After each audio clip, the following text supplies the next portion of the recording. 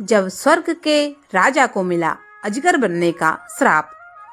बहुत पहले त्वष्टा नाम के एक प्रजापति ब्राह्मण थे। उनके त्रिसरा नामक 3 सिर वाला एक पुत्र हुआ। वह तेजस्वी होने के साथ साथ बहुत बड़ा तपस्वी भी था।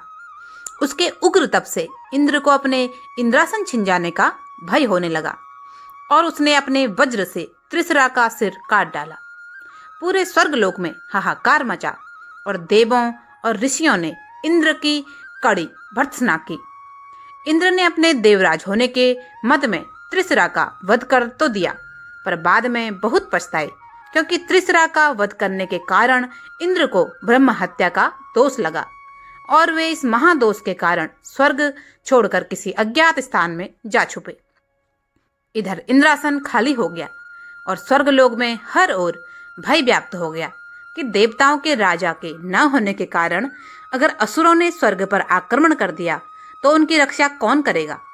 संपूर्ण संसार में इंद्र के बिना अराजकता फैल गई।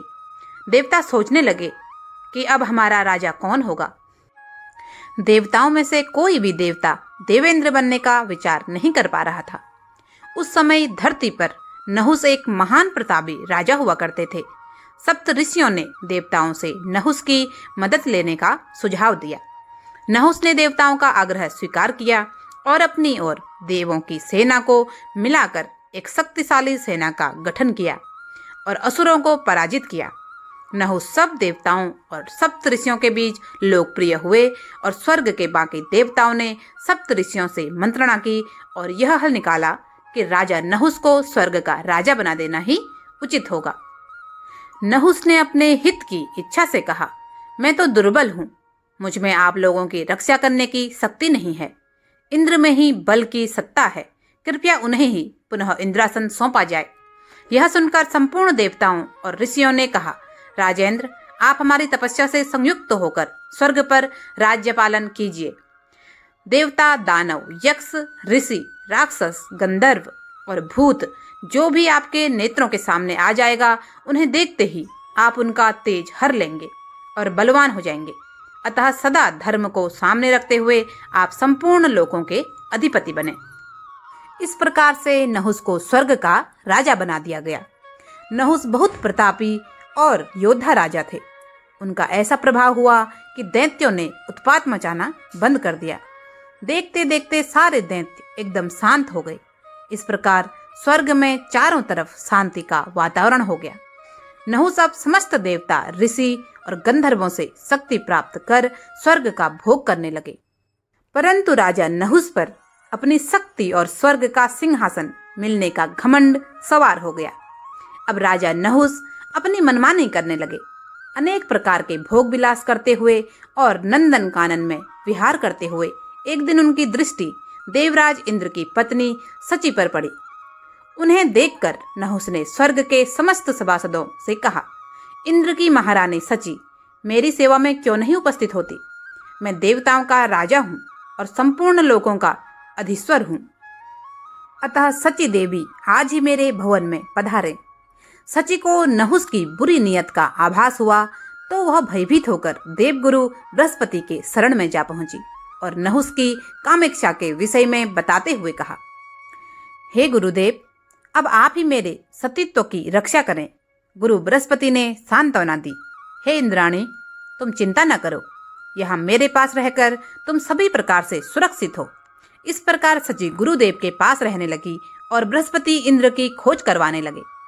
इधर जब नहुस ने सुना कि सची देवगुरु बृहस्पति की शरण में गई है तो वे बहुत कुपित हुए और सची को तत्काल बुलावा भेजा।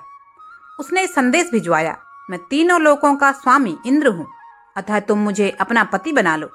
नहुस के ऐसा कहने पर देवगुरु बृहस्पति के निर्देश पर सची ने उत्तर भिजवाया, देवेश्वर, मैं आपसे कुछ समय की अवधि लेना चाहती हूँ। अभी यह पता नहीं है कि देवेंद्र किस अवस्था में हैं या कहाँ चले गए। पता लगाने पर यदि कोई बात मालूम न हो सकी तो मैं आपकी सेवा में उपस्थित हो जाऊंगी। सची के ऐसा कहने पर नहुस बहुत प्रसन्न हुआ, किंतु उसके मन में शंका हुई कि यदि सची को इंद्र मिल गए तो देवी सची कभी उसकी नहीं हो पाएगी। अतः उसने भी इंद्र की खोज शुरू करवा दी। किंतु इंद्र की खोज करने में सफलता मिली देवगुरु बृहस्पति को, और हर ओर इंद्र की तलाश करने के बाद अंत में अग्निदेव ने एक कमल की नाल में सूक्ष्म रूप धारण करके छिपे हुए इंद्र को खोज निकाला और उन्हें देवगुरु बृहस्पति के पास ले आए। इंद्र पर लगे ब्रह्म हत्या के दोष के निवारणार्थ देवगुरु बृहस्पति ने उनसे अश्वमेध यज्ञ करवाया और यज्ञ का फल प्रभु श्री हरि विष्णु के चरणों में अर्पण करवाया। उस यज्ञ से इंद्र पर लगा ब्रह्म हत्या का दोष का निवारण हो जाने पर वे पुनः शक्ति संपन्न हो गए, किंतु इंद्रासन पर नहुस के बैठे होने के कारण उनकी पूर्ण शक्ति वापस न मिल पाई। देवगुरु बृहस्पति ने इंद्र और सची को एक युक्ति बताई। उन्होंने सची से कहा, नहुस को आज रात में मिलने का संकेत दे दो, किंतु यह कहना कि वह तुमसे मिलने के लिए सप्त ऋषियों की पालकी पर बैठकर आए। सची के संकेत के अनुसार रात्रि में नहुस सप्त ऋषियों की पालकी पर बैठकर सची से मिलने के लिए जाने लगा। सप्त ऋषियों को धीरे धीरे चलते देखकर उसने सर्प सर्प शीघ्र चलो कहकर अगस्त्य मुनि को एक लात मारी। इस पर अगस्त्य मुनि ने क्रोधित होकर उसे श्राप दे दिया, मूर्ख, तेरा धर्म नष्ट हो और तू 10,000 वर्षों तक सर्प योनि में पड़ा रहे। अगस्त्य ऋषि के श्राप देते ही नहुस सर्प बनकर पृथ्वी पर गिर पड़ा और देवराज इंद्र को उनका इंद्रासन पुनः प्राप्त हो गया और नहुस 10,000 वर्षों तक एक अजगर के रूप में धरती पर पड़ा रहा। और नहुस को मुक्ति मिली द्वापर युग में, जब पांडव वनवास भोग रहे थे और अजगर बने नहुस ने भीम को लपेट लिया और युधिष्ठिर के आगे शर्त रखी कि उसे प्रश्नों के सही उत्तर अगर वह दे देते हैं तो ही भीम मुक्त हो पाएंगे। धर्मराज युधिष्ठिर ने नहुस के सभी प्रश्नों के सही उत्तर दिए और इस प्रकार नहुस की भी मुक्ति हो पाई। दोस्तों, स्वर्ग के देवता इंद्र और नहुस की आज की कहानी यदि आपको पसंद आई हो तो कृपया वीडियो को लाइक करें, शेयर करें और चैनल को सब्सक्राइब करें। आपका बहुत बहुत धन्यवाद। जय जय श्री राम।